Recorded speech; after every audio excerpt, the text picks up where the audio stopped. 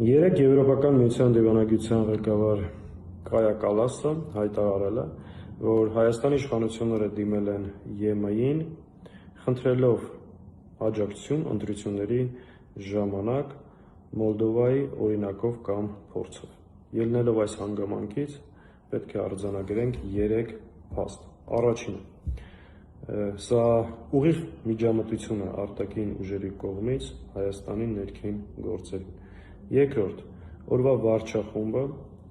քաջ գիտակցում է, որ այլևս չունի ժողովրդի կողմից աջակցություն եւ նույնիսկ պետական, վարչական ուժային ռեսուրսները բավարար չեն իրենց վերարտադրությունը ապահովելու համար։ Եվ երրորդ, ելնելով այս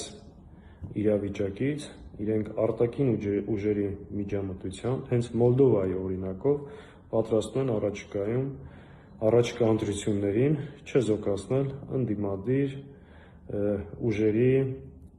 մասնակցությունը։ Սա է իրական պատկերը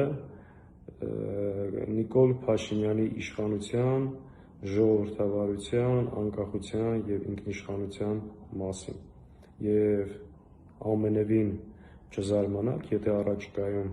Ալիևը եւ Էրդողանը հայտարարեն,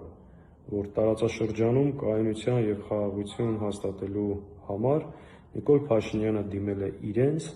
ակնկալելով նրանց օգնությունն ու աջակցությունը Հայաստանում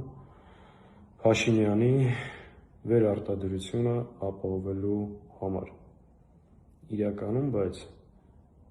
Հայաստանի եւ հայ ժողովրդի ճակատագիրը պետք է որոշի հայ մարդը, եւ որևէ արտաքին միջամտություն, որևէ արտաքին կենտրոնից մեզ համար անընդունելի է եւ թույլ չենք տալու։